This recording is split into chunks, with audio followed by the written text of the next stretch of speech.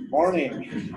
I see some familiar faces and some not so familiar faces. So anyway, my name is Alan Albo. I'm a licensed alcohol and drug abuse counselor at Cottonwood Clinical. Just recently graduated with my master's in social work, so I'm in the process of applying for my LMSW. I've been a counselor now for about 8.5 years or so. Worked with a whole slew of individuals, worked in all phases of treatment, okay, for substance abuse addiction. I've worked in detox. I've worked in the outpatient settings where we're doing intensive outpatient services as well as aftercare. I've worked in a residential or inpatient treatment setting. I did that for a couple of years. So I'm pretty well versed in counseling. I'm currently something that's kind of out of the norm. I facilitate what they call an MRT group. MRT therapy, it's a moral recognition therapy. It's not really specific to addiction. However, it does touch on addiction, but what it really deals with is ingrained, basically criminal thinking. So how many guys in here are familiar with CBT, cognitive behavioral therapy? You guys heard of it? Okay, it's a CBT-based therapeutic program. What it deals with is right and wrong, moral recognition. Recognition is an old French word meaning sort of rehabilitation. So it's moral recognition therapy. And basically, it's very structured. It's predominantly the individuals in the group are all males. These are people that have been in and out of the prison system. The majority, in order to get into MRT, you have to have had at least 7 or 8 years in the prison system, not county jail, prisons. So a lot of the people that we deal with are pretty hardcore. They look the part, tattoos from top to bottom. A lot of them struggle with reintegrating into society. Okay, a lot of stress, a lot of anxiety. A lot of them talk about going to Walmart and are just on the verge of freaking out because people are all over. It's chaotic. They're used to the rigid structure of the penal system. Brief history on MRT. It was developed in the prison systems in the state of Tennessee. There was a couple of gentlemen who were PhD level educated individuals, and they were running these treatment programs, and they were spending 18 to 24 months with these gentlemen, and 3 to 6 months after discharge, boom, the guys were back either on a violation or new charges. They started asking themselves, well, what are we getting for our money? Okay, tens of thousands of dollars, and 3 to 6 months they're back. So they started looking at that, and they started going to the inmates and asking them specific questions. So what is it that we're not teaching you guys? What is it that we could do to help you to not come back? Okay, so they did that for a number of years, and they compiled all of this data, and then started to break it down, and MRT was formed. Okay, I know this is a deviant behavior class, so that's kind of why I'm bringing up the MRT. All right, it's specific to the criminal mind and the behaviors. Okay, so the trick is to get these guys to recognize where it is they fall short. Pretty much the vast majority of the guys that wind up in MRT have an antisocial personality disorder. Okay, someone suffering from antisocial personality disorder, they don't take accountability for their behaviors. It's always somebody's fault. There's very little acknowledgement for the hurt that they cause. If they hurt someone, the mindset might be, well, it was their fault. They were there at the wrong place at the wrong time, so it's on them, even though maybe I did hurt them. So it's really things along those lines. And what it does is it's shown to effectively decrease the recidivism rate. Okay, in the state of New Mexico and pretty much nationwide, okay, the recidivism rate. Anybody know what recidivism means? Okay, recidivism is the reoffense rate, the rate at which they come back. Okay, nationwide on average, and New Mexico is within that range. I think in New Mexico it's 67%. But generally speaking, nationwide, the recidivism rate for people leaving federal or state prison and then returning is 3 years. So basically what they're saying is 7 out of every 10 inmates released this year from a state or federal penitentiary will be back in 3 years, within 3 years, either on new charges or a violation. Okay, state of New Mexico, it's costing around $50,000 a year to house an inmate for a single year. So you got to sit there and say, what are we getting for our 50 grand? Okay. So the recidivism rate is basically, I think it's 67. You want to round up, it's about 70%. 7 out of every 10 inmates will be back. Okay. How many of you guys find that kind of astonishing? What do you think of that, Rad? It's just crazy because you look at it, they just involve in that. Right. You get a guy locked up for 3 years, that's 150 grand. What could you guys do with 150 grand? Right? When you start looking at the numbers, it's pretty phenomenal. Okay. So you sit there and you look at what is the drain?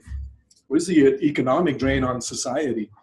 Yes, sir. Don't you think some of that has to do with, in American society, when people go to prison, there is no rehabilitation. It's pretty much just lock them up for the 3 years. Right. There's no, or very little, I should say. I won't say none. But don't you think that contributes? That's a big part of it. 7 out of 10. Yes, that's a big part of it. What a lot of people don't understand is in the prison systems, they're stretched to the limits. Okay, the states, in around late 2008. Okay, who in here is aware of the Great Recession that occurred? Okay, I've heard of it. I wasn't alive then. Well, no, not the Depression, the recession. Yes. See, this is like a mystery. A lot of people aren't aware of it. Worldwide, we almost entered a depression, okay, in 2008. A lot of people don't realize that, okay?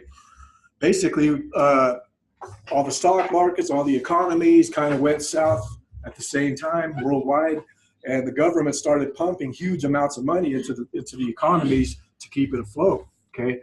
We came really, really close to being caught up in a depression, like back in the 30s. During the Great Depression, 1 out of every 3 males was unemployed, okay? So you got to figure that's a lot of people out of work, okay? So we were on the brink of that. And what happened during this time was that the states, all of a sudden, all of that money that had been flowing in stopped coming in. So they started reevaluating incarceration, okay? They started saying, well, what are we getting for our 50 grand? Okay. So they started looking at it. They started coming up with this concept that if you look at the numbers, okay, I'll give you just a snapshot of what I'm talking about here. Okay, from 1987 to 2007,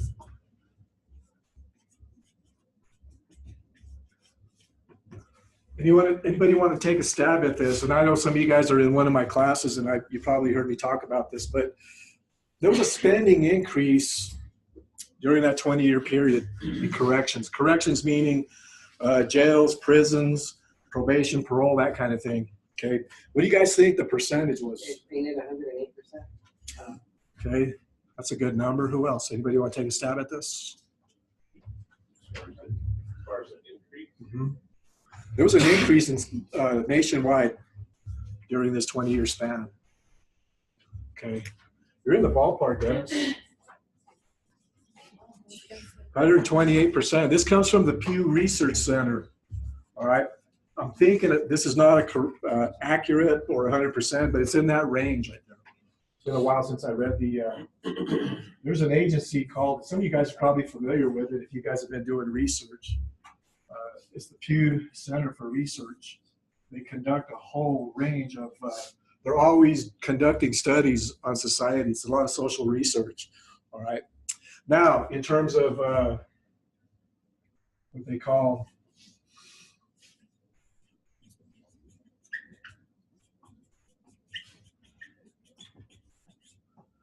anybody want to take a stab? When we talk about post-secondary education, what level of education are we referring to? You got to remember, primary school is elementary school, and then secondary school would be junior high, high school, post-secondary. You guys, college level, okay? During that same 20-year period, how much do you think education spending rose? 40? 22%. 22? Okay.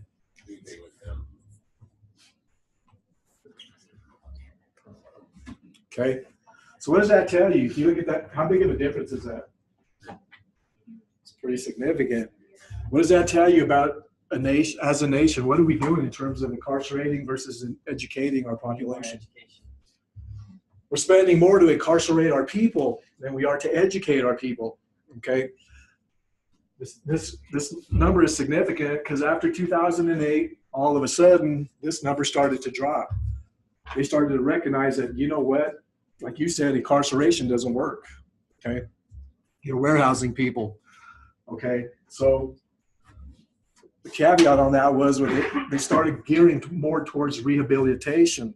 Okay, 50 grand that the state spends on incarcerating for somebody for a year, they can spend $35,000 to $5,000 to put someone through rehab, okay, through treatment, and it has better outcomes. It's not guaranteed. It's not, the numbers aren't astounding, okay, but it does work better than incarceration, okay. But you got to remember, all of this has a root, okay. There's a source. Why do people wind up getting caught up in the legal system? Who knows someone who got started or who's in the legal system right now? Friends, family, anybody? Okay. How early did it start? High school, probably. Okay. Who else raised their hand? What age range do you think this individual started getting It's my caught? grandson. Okay. Probably he's been locked up since he was 10, Okay. 11. Okay. That's not uncommon. I know a lot of people are going like, whoa, really? Yeah. Okay. If you look at this stuff has its genesis in the teen or preteen years, okay? But it starts in the home, all right? Basically, working in the field, okay, that I work in, we deal with this all the time. You can always, almost always, not always, okay, I hate to use that phrase, but generally speaking, you can trace the majority of the clients that you're working with. The majority of their problems start in childhood, okay, for whatever reason, all right? We all have that rebellious streak, right? How many guys, when you were in your teens, decided, I'm going to do it my way? I'm going to do some things that mom and dad don't even approve of, right? We all go through that. For whatever reason, individuals who go through that sort of stage in life, all right, stay stuck in that, okay? So what do you guys think? What are some of the factors that get these individuals stuck in that behavior or in that world, if you will? What do you think? Economics, okay, talk about that, man. It's a pretty strong statement. Just, the house doesn't have any money coming in besides, food stamps or whatever. Okay. So they feel, some feel that they need to go out and steal or take from someone to bring to the house. Okay. Okay, that's a good point, Red. Who else has something? Okay, I'm sorry, go ahead. Probably like a support system, they feel like they lack it. Okay. So in the teen years, who is the support system in the home? Right? Okay, so if you have parents that are actively using, what does that do to the children who are coming up and are a part of that? Whether they like to or not, they're in the home, they're a part of that. Doesn't mean they're using, but they're exposed to that regularly, right? Okay. You said, was it you that said alcohol and drugs? Okay, because that kind of ties in with that. What do you think? Do you want to elaborate on that a little bit? Yeah, I think the children see that all their lives and they just follow or okay, or even if they don't like it at first, once they get to be a teenager, seeing that the whole time makes them less likely to say no, to go ahead and try themselves. Okay, good point. I was reading, we were reading Deviant Behavior, it was talking about that the children see their parents doing drugs and alcohol, so they feel they're entitled to be able to do what their parents are doing. They feel like if they can do it, why can't I do it? Exactly. It's pretty, you guys are, everybody who spoke, you guys are all spot on. It does start with socioeconomics, okay, poverty. You look at addiction, the vast majority of the people suffering from addiction and the behaviors, because I mean, think about it. Does criminal activity and addiction go hand in hand? Right, for the most part, okay? So they really tie in well, okay? So that being said, you take these socioeconomic factors, okay? Poverty, okay? That's a big source. If you guys look at around town, and this is not singling anybody out or pointing fingers, but how many of us know the so-called bad neighborhoods in the community? Okay, typically, what do they look like? pretty run down, right? A lot of the homes are in dilapidated condition. They're not well taken care of.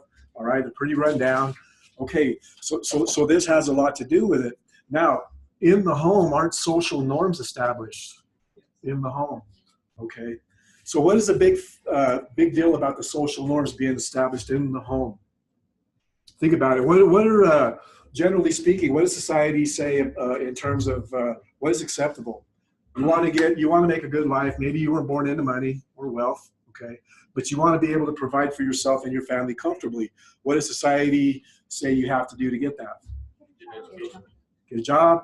How many guys are in this partially? I'm sure some of you guys have a passion for the field you're getting into, but how many guys in here are also looking at economics, right? I'm going to sacrifice a couple of years or several years of my life to achieve this thing called education because I want to help the community, but at the same time, I also want to be able to live comfortably, okay? So those come into play. So society says this is acceptable. If you want to thrive in our community, in our society, and be someone who is putting into the system, if you will, they say education is a very acceptable way of doing it. Employment, all right? As long as you're working, you're viewed as socially functioning, aren't you? Typically, how many times does a person's housing rely on their income? Isn't that sort of 100%? Okay. Pretty hard to have a home if I'm not working, right? I can't pay rent. I can't pay bills, okay? So in order to be self-sufficient and function well in society, you have to be employed, okay? So employment is one of the key factors that we look at when we're working with clients. What's the employment history look like, all right? How abnormal is it for someone to have 9 jobs in 2 years, right? That's a red flag. You look at that and say, okay, what's going on here? That's not socially normal, okay? Even with college students, right? Get part-time jobs here and there, but it's rare that you see someone who's functioning normally or well in society have that degree of, that record, that checkered past in terms of their employment history. So the behaviors are instituted in the home, but what is the influence of the neighborhood? It's either run down. If Okay. it's run down, then we see the kids go out there and they see what's going on with the other kids, so they can follow the path. Okay. That's where the kids are going. So who in here knows maybe peers or kids, if you will, that come from that background? How many of those homes are headed by single parents? Usually women.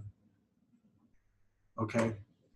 Now, how much, and if any of you are single mothers, I applaud you.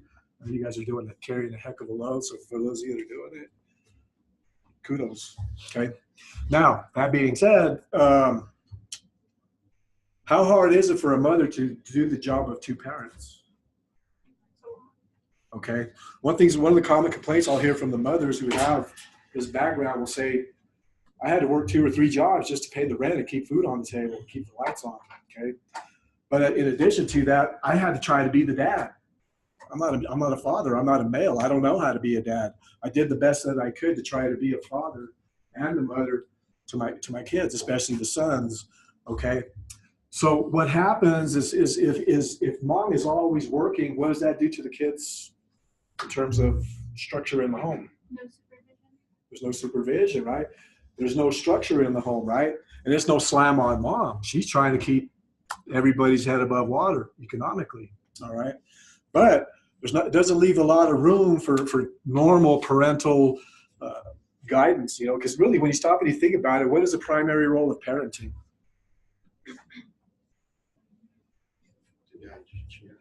What's that? To guide your children. Okay. Do you guys agree with Red? You don't mind me calling you Red, right? I remember that from last semester. All right, think about it. Isn't it true that one of the primary roles of parenting is to prepare your children for life in the world on some level?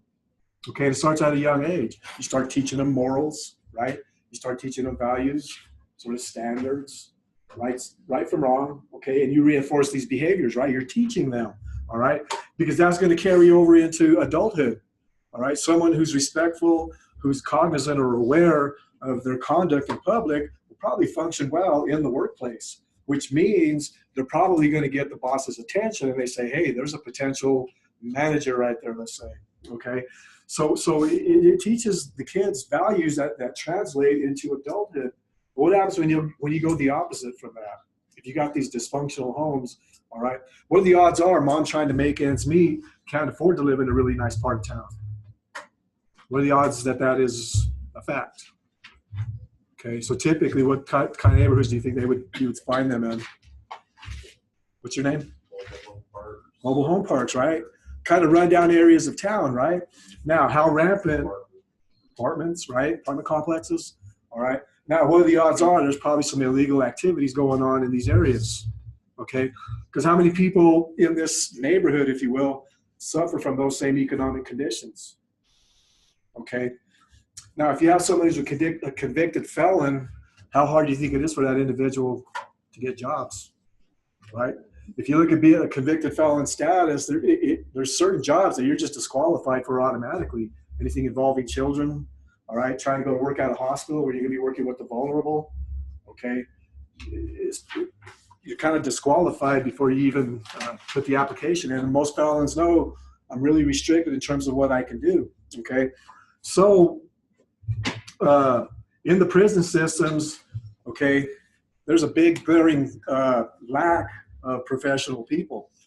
I get about every 3 months or so, I'll get bombarded with flyers from the New Mexico Corrections Department, all the various prisons that are needing counselors and social workers. Okay, come and talk to us. We give you a hiring bonus. There's all these incentives to come work for them because there's not enough people licensed who are qualified to run these programs. Okay, now the people that do get inside and run these programs, what do you think their caseloads look like? Ginormous, right? So it's a high burnout rate. Okay, so they might get someone, but how long can they keep them before they twist off? And now we're back to trying to fill a vacancy. In the meantime, the inmates are not getting what they need. And even when they're in a treatment program inside, okay, it's probably jam-packed. You know, how well can a counselor do with 30 people in the room? How much effective treatment are they going to get? Can we really, adequately address specific issues and problems? So how many do you try to have in your, what's an appropriate number of folks? Ideally 12 or less. 12 or less? Yes. You would never have that in a prison system. No, you're going to have, okay, they've gone away from I'm not sure what the program is called now. They used to run the TC program, Therapeutic Community, which is like, so it's an inpatient treatment program. What they'll do is they'll put these guys in a medium or minimum security unit, okay? It's a dorm setting. They'll have one dorm set aside specifically for the people in TC, which is Therapeutic Community. It's like an inpatient program inside, all right? And it's not abnormal to have 35, 40 men in a TC program. And they all go to the same groups, okay? Because they live together. It's structured just like an inpatient or residential treatment program. It's actually 72, but they break them up in half, Well, one in the morning and one in the afternoon. So there's a 50-50 split, but on average, you'll have 30 plus men in a group, okay? That's impossible to do any work, okay? At Cottonwood, we cap it at 15 for an IOP program. The reason we say 15, because typically you're gonna have 3 to 5 who are always absent, okay? So it makes it doable, okay? Alan, you're giving all of these factors. Mhm. What are, for the folks that you've been working with, what are the common denominators? Would you say most of them come from single family, Yes, single parent homes? yes, for the vast majority, yes. So what are the common denominators for your clients? Common denominators they were exposed to a lot of domestic violence in the home. Okay, they witnessed that. A lot of them have lingering effects from that. Some of them you can even diagnose with PTSD. Okay, a lot of them were subjected to early sort of gang involvement at a young age, starting in elementary school, the latter years, of 4th, 5th, 6th grade.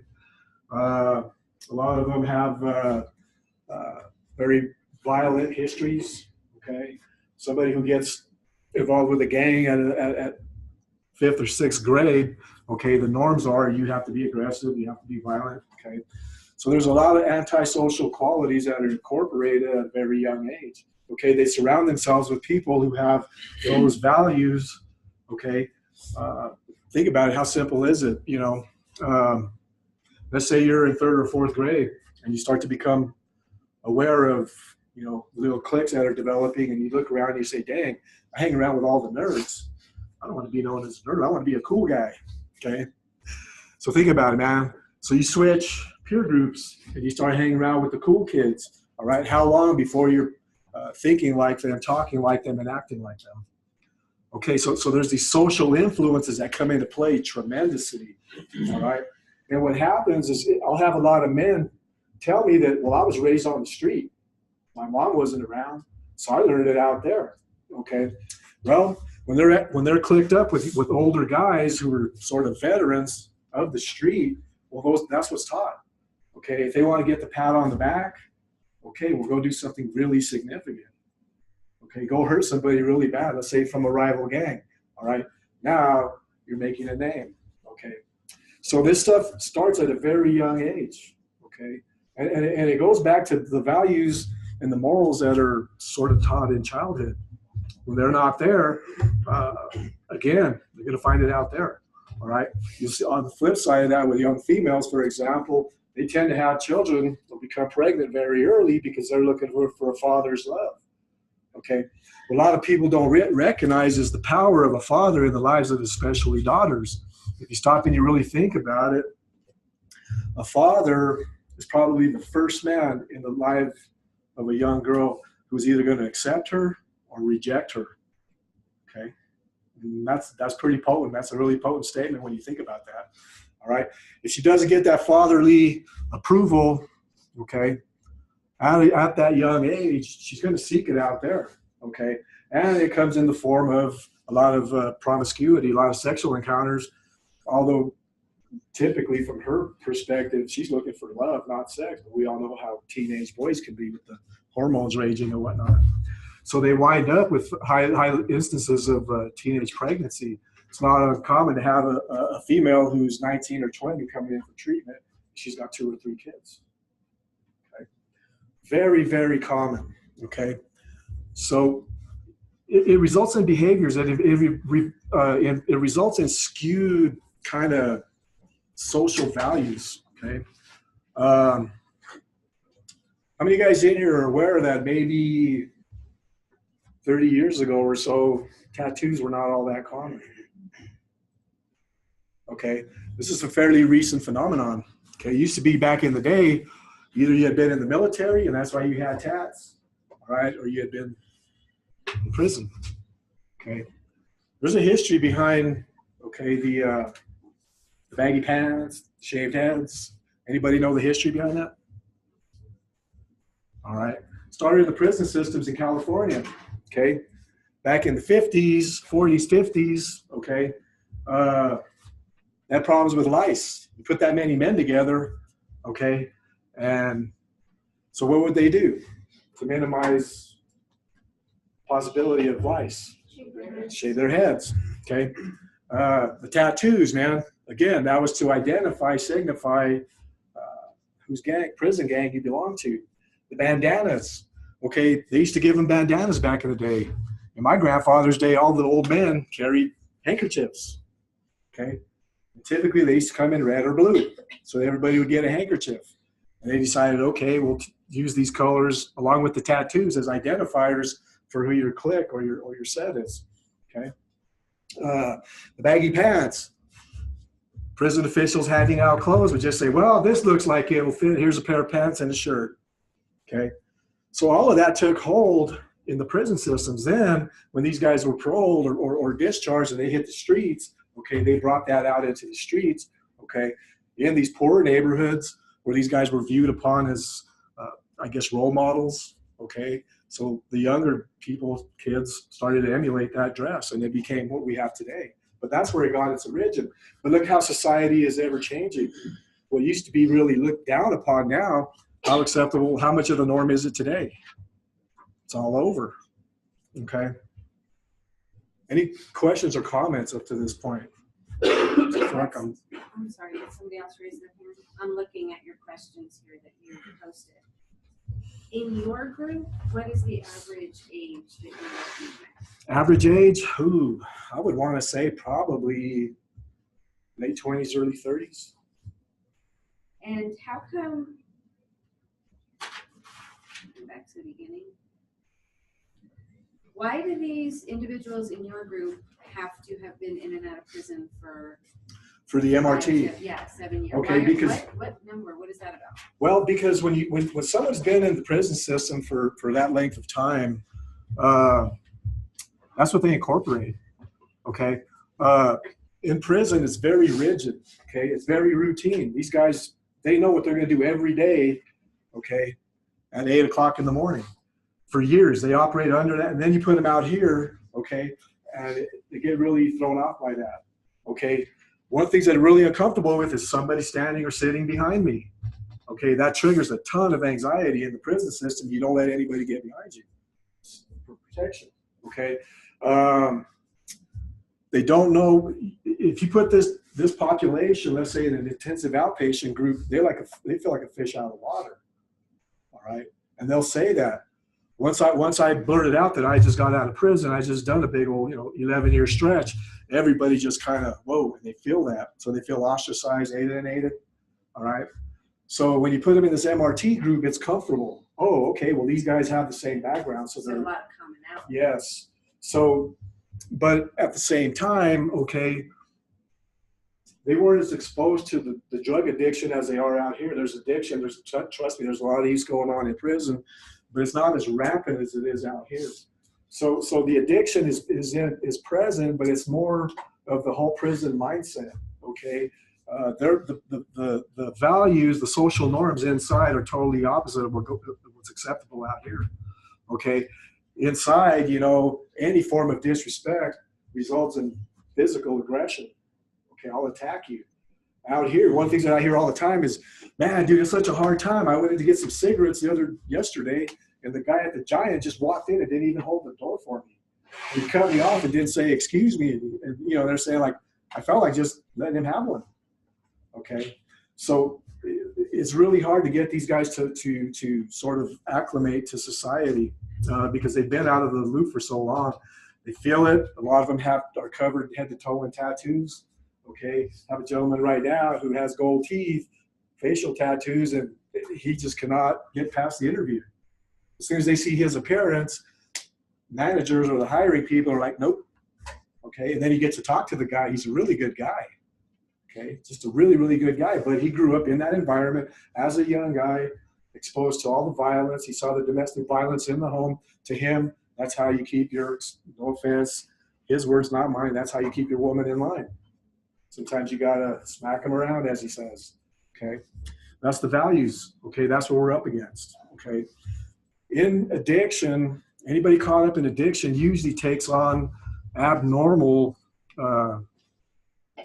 social values and standards. They're not normal. Okay, criminal thinking and addictive thinking, they parallel each other. They mirror each other. Okay, I wish I had the information, but there's a list of things that are inherent in criminal thinking as well as addictive thinking, and there might be two things that are different. But outside of that, they're identical. So usually anyone who adopts who incorporates or picks up an addiction, all right, you'll see where they develop this criminal mind. So they kind of go hand in hand. But the MRT, again, is specific for the behaviors. We're not so much working with the addiction as we are the ingrained criminal cognitive traits and behaviors. Is it okay if I move you in the direction of addiction? Mm-hmm. That's fine. So in your experience here in this county, what substance is being abused the most? Methamphetamine is still probably the predominant one, but surprisingly, opiates, heroin. I started noticing around 2011, I think it was, when all of a sudden we got this influx. I was working in the residential precinct or inpatient program at Four Winds, and we started to get these people, younger individuals, 25 and younger, coming in with heroin problems, heroin addiction. And I'm going, wait a minute, I've never seen meth. Yeah, that's a given, but heroin, And what happened was, it took a while to kind of connect all the dots, but eventually what it was people were getting hooked on painkillers the oxys, for example. All right. Well, they're pretty expensive out on the street. Okay. You're going to pay 60, 70 bucks for one tablet. When I go get me $20 worth of heroin, it'll do the same thing. Okay. And what happens is because someone who's addicted to opiates or opioids, all right, they fear the withdrawal. Okay. Withdrawal from heroin or opioids won't kill you, but it'll make you feel like you want to die. Okay. So a lot of them, think about it. If you got a habit and it's costing you 100, 150 bucks a day, who do you think has $150 every day? And that's what they got to pay to stay well. And they'll tell you that. I'm not even trying to get high. I'm just trying to stay well, as they put it. All right. So they're going to get caught up engaging in criminal behavior, stealing, okay, whatever it takes, credit card fraud, identity theft, anything that I can do to keep me using. So yeah, and of course cannabis, you know, especially now with Colorado legalizing it, people are coming in with just a really high tolerances for cannabis. And there's a caveat to that people don't recognize. Bless you. You got to remember, back in the early 1990s, 92, 93, the average concentration of THC in cannabis was around 3.5%, 4%. Okay. And then in the mid 2000s, around 2005 or so, it had jumped up to around 5 to 6, or I think 5 to 7%. All right. What you're looking at now is it's anywhere between 26 or 27% to as high as 34%. Okay, that's an astronomical jump in percentage of THC concentration. What a lot of people don't recognize, and I talk about this in my substance abuse class, is that the people smoking or using these high concentrations of THC, they're the guinea pigs. They won't know for another generation or two what the physical effects of this are going to be, the long-term physical effects. Because the data we have now is from the cannabis when it was under 5% in terms of concentration, THC concentration. Yes, sir. I seen a report yesterday. It was talking about how the opiates in Colorado, I guess Colorado has dropped. Now that they're using cannabis, that it's dropped by so that we're trying to. Well, you know, don't discount cannabis. It has a lot of medicinal uses. I have a ton of clients who suffer from PTSD who have a medical marijuana card, and it works fantastic because a lot of the traditional psychotropic medications that are prescribed by a doctor or a psychologist often have really severe side effects. They'll complain if I walk around all day like a zombie, okay, because I'm just out of it because my meds are too intense or whatever. So it does have some medicinal qualities. And of course, alcohol. Alcohol is huge. We have a really, really high prevalence of alcohol addiction here in this area. And it's all over. Alan, how many times does a client relapse before finally committing to sobriety? There is no number on it. Everybody is unique, man. Our job is not to fix people, okay? Our job is to motivate, to educate, to guide and support. You can't make people get sober. I've had clients. Threaten them? You can threaten them. Well, I'm going to tell your PO, but think about it, man. Someone who's been down 2 or 3 times, do you think that really scares them? Oh, you're going to send me to county jail? Okay. They don't fear the legal system. Okay. So, and you know, basically everybody has a bottom. In Alcoholics Anonymous programs, anybody who's ever been to one, if you pay attention to some of the slogans or terminologies that they use, one of the slogans that they'll say is, someone might say, well, I was a high bottom drunk. Somebody will say, I was a low bottom drunk. So what does that mean? Well, somebody got 1 or 2 DWIs and they said, that's it, I'm done. Okay. Somebody lost everything, went to prison multiple times, and after that last time, they said, you know what, now I'm done. Okay, who had the higher bottom? Okay, see, recovery is a personal choice, man. Change is a choice. You can't make people change. Do you think that some of their level, their bottom depends on how they grew up when they were children and what's acceptable in their life? Yes, a lot of it is. You're never going to find okay, I'll use alcohol as an example, but you could say this across the board for all drugs. You know, and there's like this misnomer. People tend to separate alcohol from drugs. Alcohol is a drug. If you look at the biology of the brain, and how drugs affect the brain, you'll see that alcohol operates in the same way. Okay. But anyway, getting back to your question, you're not going to find someone who drinks a couple of beers here and there, or you're not going to find someone who pounds down 2 pints or a fifth of vodka every day hanging around with someone who drinks 2 beers here and there. Okay. Typically, addicts and alcoholics will surround themselves with people who do what they do at the levels that they do it at. Why do you think that is? Just let me ask you guys that. Acceptance. Okay. What do you mean by that? I'm sorry. They don't want to feel judged by what they're doing. Yeah. If you're over here drinking a couple of beers and you can walk away with no problem, okay, it's triggering subconsciously some kind of guilt maybe. I'm kind of recognizing, man, I am not normal. This is not normal drinking. That's normal drinking. All right. So I'm going to surround myself with people whose values, standards are the same as mine for that reason. Okay. And that's why you'll find alcoholics and addicts who tend to alienate themselves from families. Because how many times are families fully aware of what's really going on and how bad it is? Okay. So alcoholics and addicts tend to have a lot of guilt and shame because out here they're doing things that reinforce their bad image of self. All right. They'll sit there and tell you how crummy they feel about themselves. I'm no good. I'll never be good. I'm a piece of you know what. Okay. And then they give themselves the evidence because they go back to, well, look at what I did or said last night. Okay. Now look at what I said or did last week or the week before or the month before or the year before. So they have all of this evidence in their minds, okay, in their memories of all the negative things that they've said and done. Going back to the MRT, okay, it's a very structured program it involves a workbook that they have to work. And the way the workbook is structured, you can't really sugarcoat, you can't really lie. Everything in the workbook has to be legit, and the clients are forced to work outside of the treatment agency. What this does is it forces them to take accountability. The last thing alcoholics and addicts want is accountability. Okay, they don't want anybody to call them on to the carpet on their stuff. I don't want accountability, responsibility. I don't want to be held responsible for my actions, because if I am, then that means I either got to live with the guilt and shame, or I got to do something about it to change it. Okay, so most people coming into a treatment center, you're going to find a lot of guilt and shame. It reinforces the low perspective of self, and if my expectations of me are this low, well, that's where I'm going to operate from. Okay, and they often don't feel like they deserve better, believe it or not.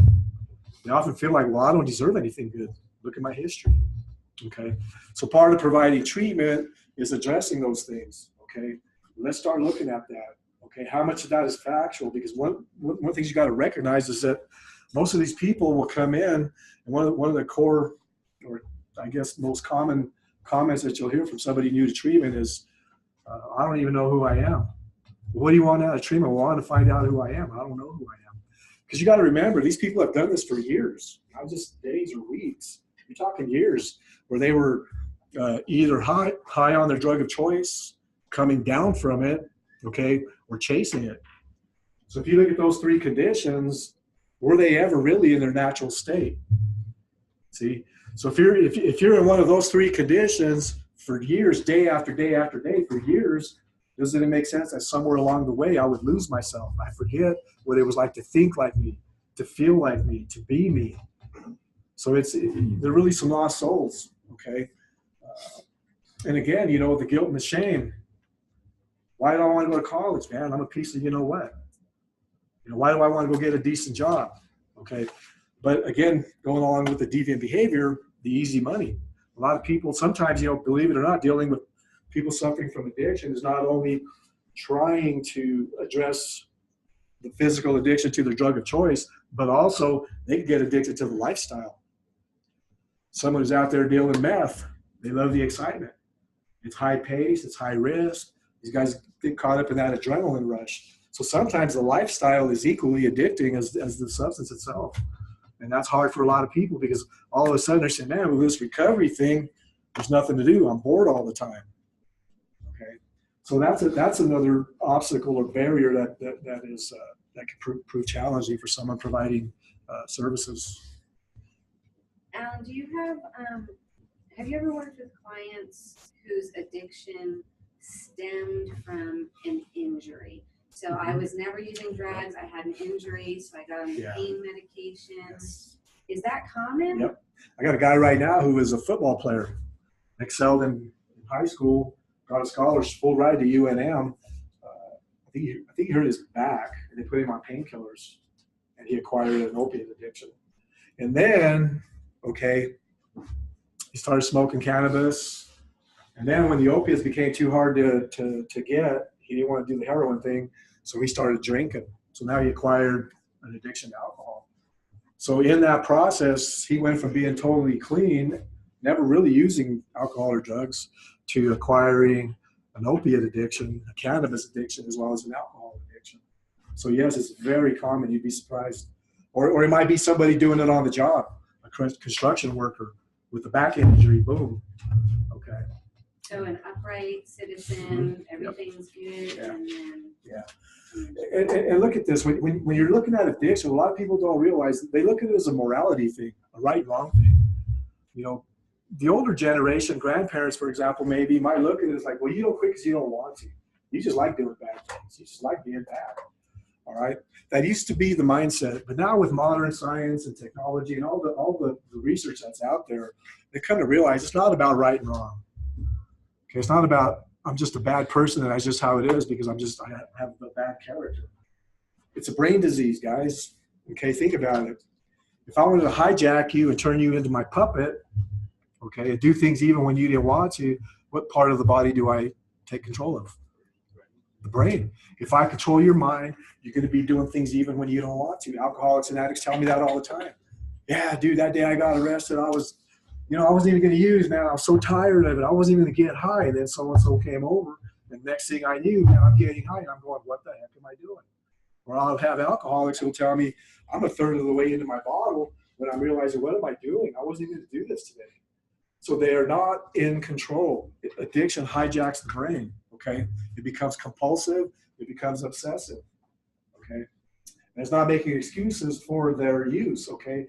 But when you get to that level, okay, they really don't have control. Once they start, they're off to the races, basically. How often do you get clients that are stemming from the VA? Veterans, I got one now who, they're fairly frequent, but it's not like a whole influx of them. I have a gentleman now I've been working with since February, very severe PTSD.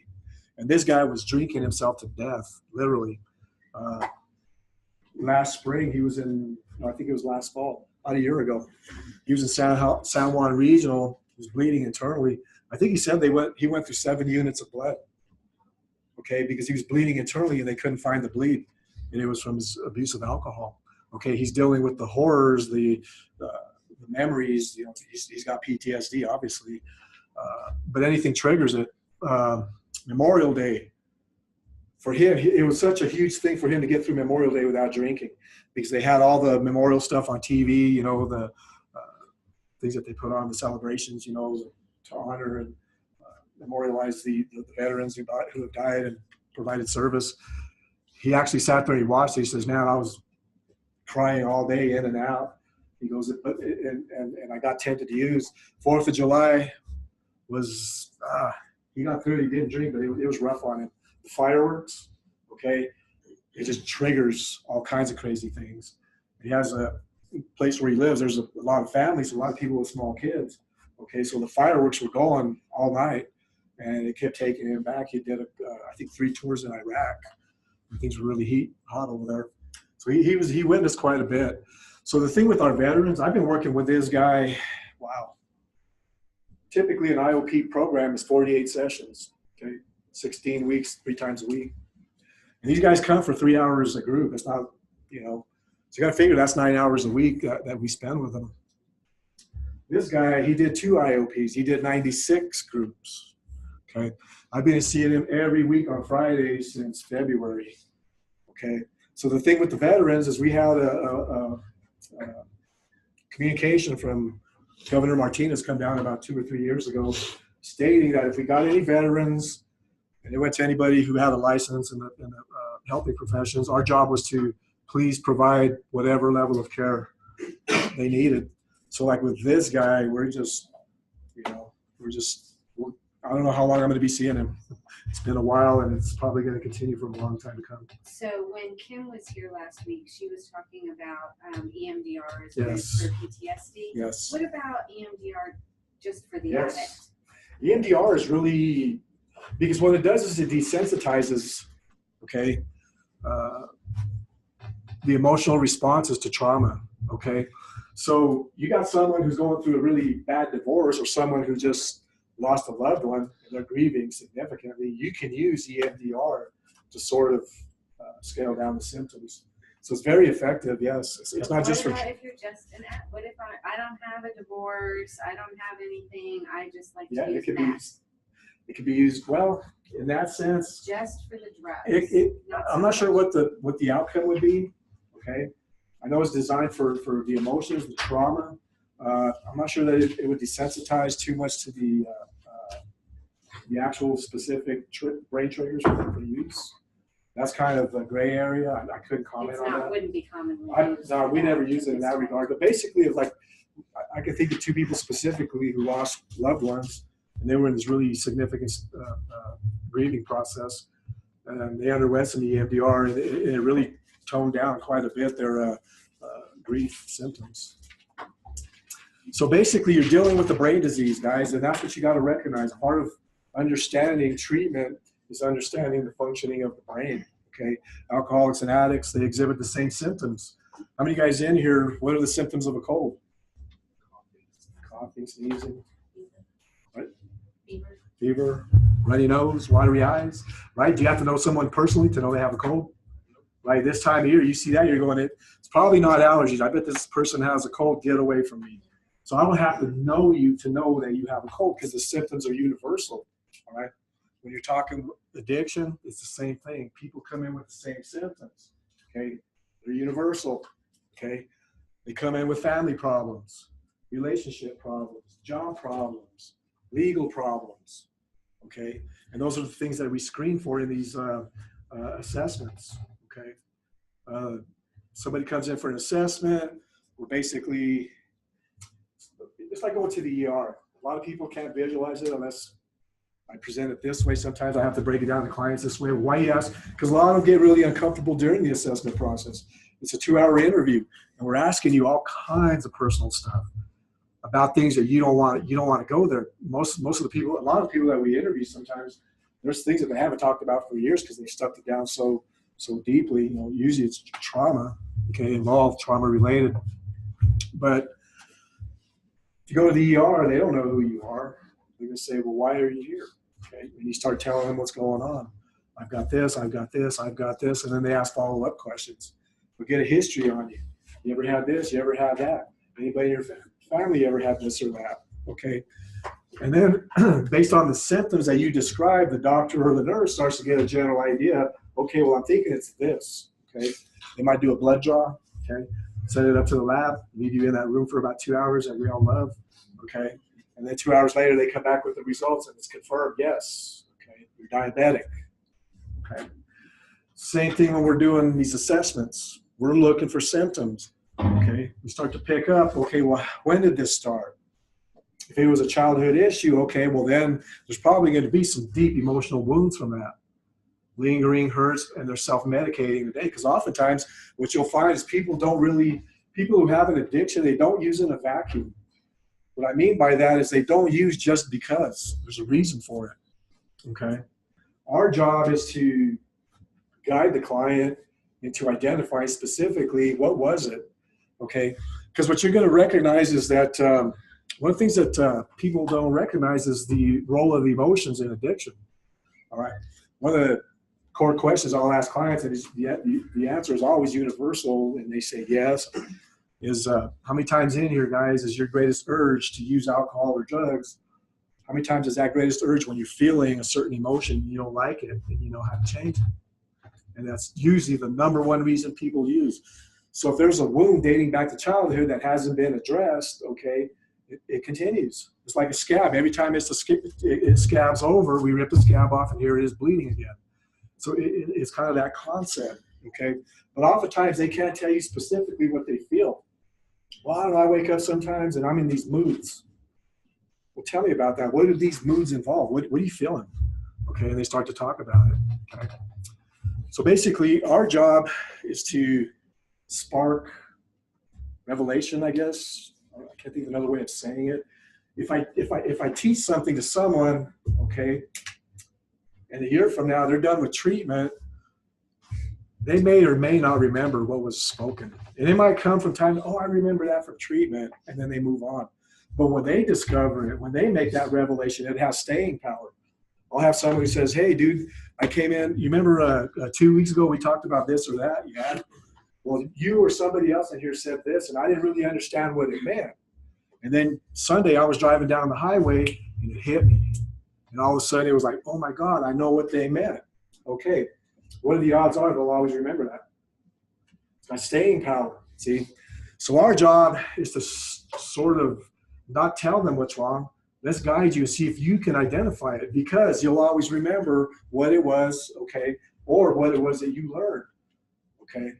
So you try to, as a care provider, your job is to engage them and keep them engaged. And that's where your counseling skills come in, all right? Anybody in here nervous about talking in groups or in front of people, I mean? Okay, all I can say, are you guys going into this field or something similar? Okay, you are. You know what? Don't fear it. It's regular people just relating to you, okay? Because there's no way that you can do this job effectively without becoming comfortable talking in front of people. I know when I first started doing it, it was like, oh my God, everything went out the window. I was going to talk about this, but now I'm so darn nervous, and all eyes are on me, and they looking at me like I'm supposed to know what I'm talking about. Okay, it takes time. It takes a lot of effort. Okay, if you just continue to just put one foot in front of the other, you'll get there. Okay, so that being said, talking about a brain disease, clients oftentimes can't pinpoint what it is they feel. It's almost like a guy coming to me. Let's say I got this goofy friend. He says, "Hey, Alan, do you know this guy that drives a silver Chevy Silverado pickup? He stands about 5'8", 5'10", always wears Western clothing, and black hair, brown eyes." And I'm like, okay, what's his name? Well, I don't know. I'm going to go, come on, man, really? It's a San Juan County. How many guys fit that description? Right? That's like 100 people right there. So then he's like, oh, no, I remember his name is such and such. Okay. Now, based on that name, either I know him or I don't. Let's say I don't know him. All right. Well, if I'm curious enough and I start asking around, small area, small community, I might run into somebody that does know him. Yeah, I know that guy. He lives over here. He works over there. He does this. He does that. Okay. If you look at that, there was a process involved here. But let's go a little further with that. Let's say I'm a shady character and I want to do this guy dirty. Well, I'm going to find out what his strengths and his weaknesses are. And if I'm going to implement my little, shady plan, I'm not going to come at him where he's strong. I'm going to come at him where he's weak. Okay. Providing treatment is sort of the same process. Okay. They'll come in here with these vague descriptions of what it is. Our job is to say, oh, let's put a name on it, and then educate. Someone who has resentment, they'll just say, I don't know, dude, I'm just mad all the time. And I don't know, and then sometimes I feel really depressed, or I get a lot of anxiety, or I just feel really lonely a lot, okay? They have no clue that that's resentment-based. But they've got all of these resentments. What is resentment? It's a state of unforgiveness. Maybe my dad was really mean to me when I was young. He never gave me compliments. It was always about performing, and it was never enough. So I caught these resentments. But it translated into other areas of my life. I started copying resentments with friends, teachers, and then coworkers, and so on and so on. And now there's this big jumbled mess of emotions that they can't figure out what the source is. Okay, so that would be just like my goofy friend telling me what the name of his character is. Okay, oh, his name is resentment. Let's find out who he is, what he is, where he's strong, where he's weak, and let's begin the process of taking this guy down. Okay, in a way that doesn't involve substance use and all the hurtful things that come from that. Okay, so in a nutshell, it's kind of the method to the madness. Does that help? Alan, who's your favorite addict?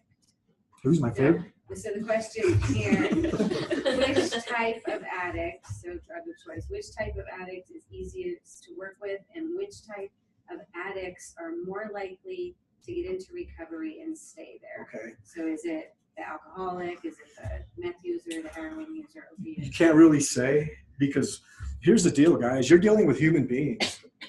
Now, it's not a boring job because of that reason.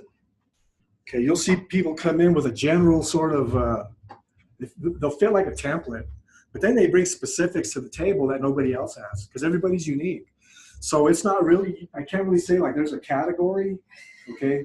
So basically our job as clinicians is to establish, number one, trust.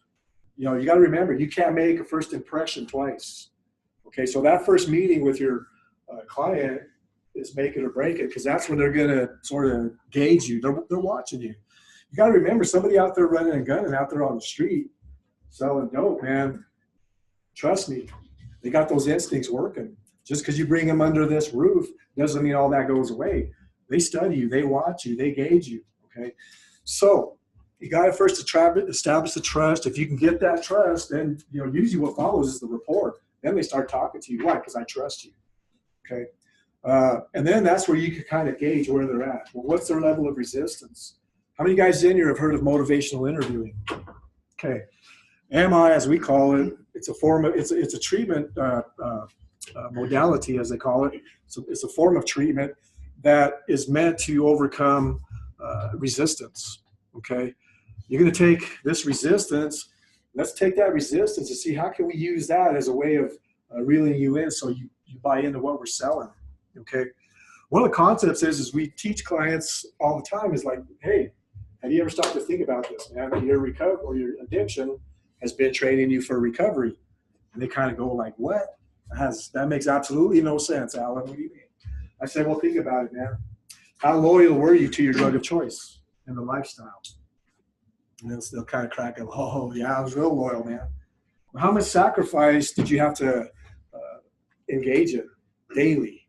And they talk about it. Oh, my God, I gave up this. I gave up that. I went to prison. I did this. Okay, so they recognize they gauge the level of sacrifice involved. Well, how were you with the perseverance? What do you mean? Well, how many times did you start off with nothing in your pocket and you said, you know what? Before the day's out, I'm going to have what I'm after, and I'm going to have some for tomorrow. How often were you successful? And they'll kind of laugh because they kind of take that addict pride in a way, and they're kind of like, oh, all the time. See, what we did right there is we identified 3 characteristics, 3 qualities that, if used in a positive way, can affect change. What are we talking about here? Loyalty, okay, sacrifice, perseverance, okay. They know that. They know those tools. I call them tools. Those are tools, and they're very intimately acquainted with those. They know them, okay. It's just the weird thing for them is I'm just not applying them here. I'm trying to apply them over here. I always use college as a sort of an example for them, kind of paint a picture for them. I'll ask them, well, if you take 50% of those 3 things that you put into your addiction and apply it towards an education, what kind of student will you be? And then the light bulb comes on and they're like, wow, should I graduate with honors? I said, exactly. Can you see how your addiction on some level has been training you for recovery? Okay. Usually when they leave a session like that, they're all amped up. Oh, I'm going to go up there and talk to somebody. Okay. It's motivational interviewing. Let's take what you view as weaknesses. Let's flip the script on that, if you will, 180 degrees, and let you recognize that's where you take something that looks so inherently negative and self-harming, and how it can be a plus and serve you in a good way, and the community. Because if these people are functioning in society, because you got to remember, you're either a giver or you're a taker. Somebody who's in and out of jails and prisons, are they a giver or a taker? They're taking, man. You can't, it's $70+ a day to keep somebody housed at San Juan County Detention Center. It's not a freebie. How many of those guys are paying rent? Some guy that's got to do 90 days, just multiply $70 times 90 days, and you'll see how much money we're spending. Okay? So, those of you guys that are getting into these helping professions, whether it's law enforcement or the criminal justice system or social work or counseling, you guys are on the front lines, man. Okay? It can be taxing, but if your motives, your motivations, your reasons for getting into this are genuine, you'll find that it's satisfying in ways that money doesn't compensate you for. All right. When you run into somebody out there who's been clean for 5 years, you know, and you just run into them randomly and they come up and they just start telling you, okay, makes up one person like that can really make up for a lot of the offenders that you see. Okay. Any questions on any more of this? I have so I asked you which addict is easier to work with, who has the likelihood of recovery. And so if I heard you correctly, it doesn't matter what the drug is, it's the person's loyalty, commitment, perseverance, sacrifice. Would you say the same thing? There was another question here about gender. Do Males and females recover more quickly than males, or it comes down to the same thing? It's an individual thing, and every individual is unique in their own way. So you can't really put a label, or you can't group them into categories. The one thing that I will say is you'll always see in the group setting where the males outnumber the females. Okay, males tend to have higher rates of addiction than the ladies do. Okay, for whatever reason. There's just a lot of scientific data out there, but most people come in with specific reasons for why they use at the rates that they use. And it usually is emotional wounds on some level. Yes, sir. Dennis. Question. So do you believe that people that are mandated are going to recover better than people that surrender and go for themselves? Trust me, most people come to a treatment center because they have to. 90 plus we get are referred through the courts, either a pretrial, we got a case pending, or they're on probation or parole, okay? But you get someone who's quote unquote self-referred, I guarantee you they're here because something in their personal life forced them into it. Either my significant other is going to leave or divorce me, my boss is going to fire me, and said if I don't get help, I'm gone, okay? Most people don't come into treatment just because. Who goes to the ER just because? Right? When somebody winds up in the ER, there's a medical reason that compelled them to present. Okay, it's the same thing with the treatment center. So whether it's legal or not, that has no bearing. Most of them come in through the legal system and they're resistant. They don't want to be there. They're there because they have to. Your job as a clinician is to engage them and make it personal. Okay.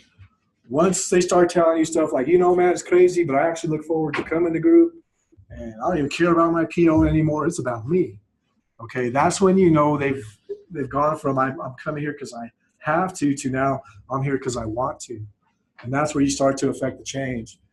They talk to you in code oftentimes, and you got to know these little code words, things like that. That's a comment saying, okay, man, I'm ready. Let's do this. All right. So that's someone who we're really going to, I'm going to bring into a one-on-one session and really start pinpointing and targeting specific things, because the odds are they're going to follow whatever recommendations or suggestions that come from that session. And that's where you start to see the progress. I have one last question here. I think I've gone through. If I haven't been a drug addict, can I be an effective substance abuse counselor? Mm-hmm. That has no bearing on it, although the clients always feel like, oh, but it's like I always tell them, well, does that mean if you have a heart condition that the doctor treating you has had to have had a heart attack to treat your heart condition? No. Some of the, I know two females specifically who are probably the best counselors I've met. Well, Kim included, she's 3.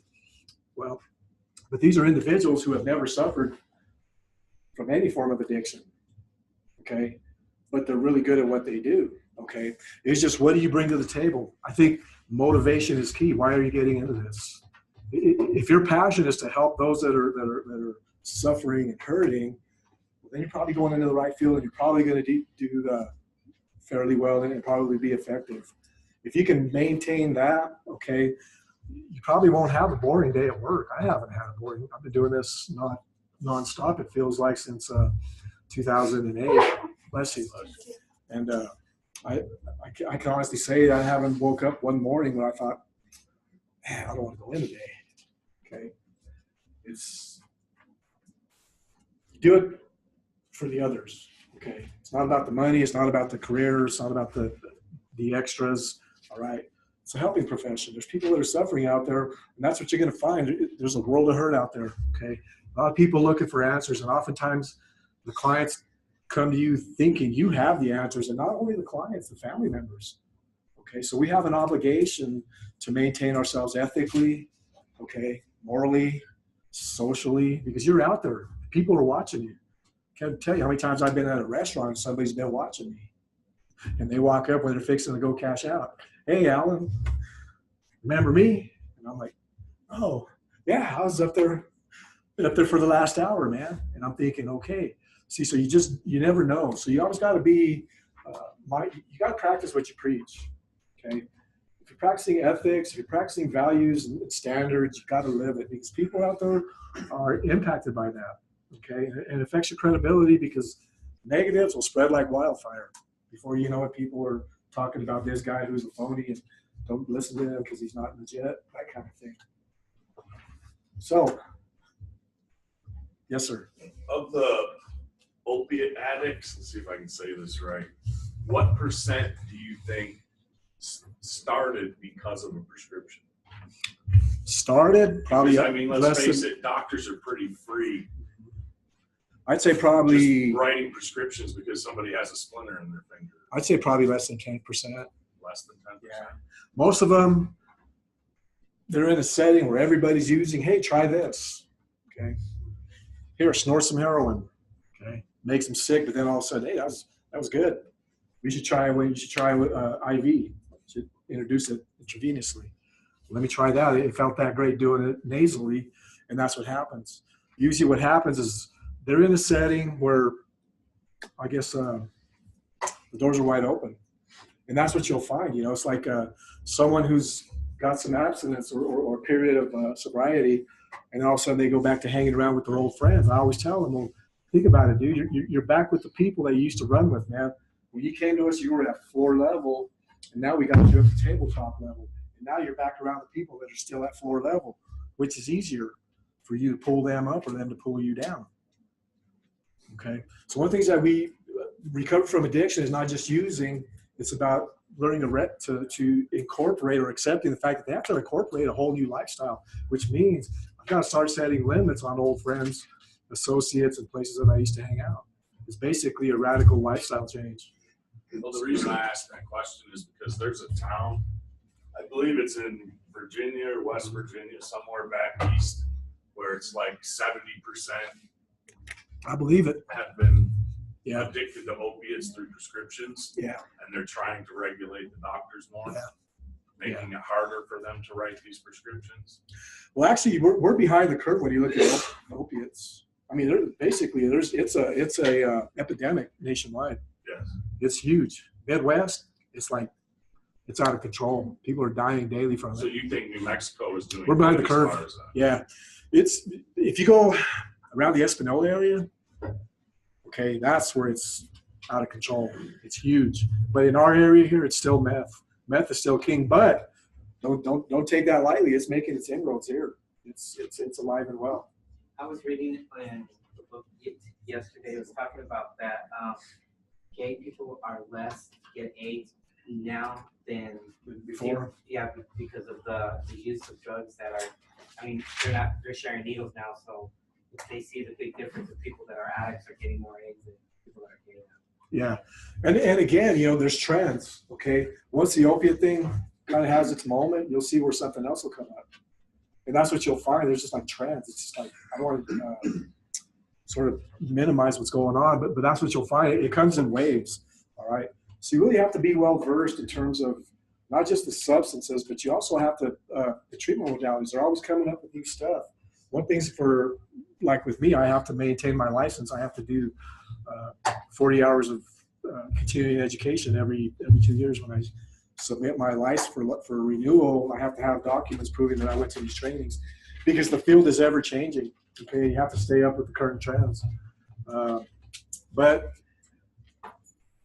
as far as a job, I'm right where I belong, and I really enjoy my job. And I hope that those of you guys that when you get into your preferred profession, you guys feel the same way, because it's really fruitful.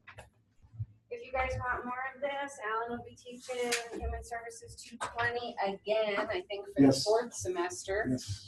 in the spring. And on that note, make sure that you all are scheduling appointments with me for academic advising before registration opens for the spring. Make sure you're on track. Thanks for being here. Thank you, guys. It's fine, thank you.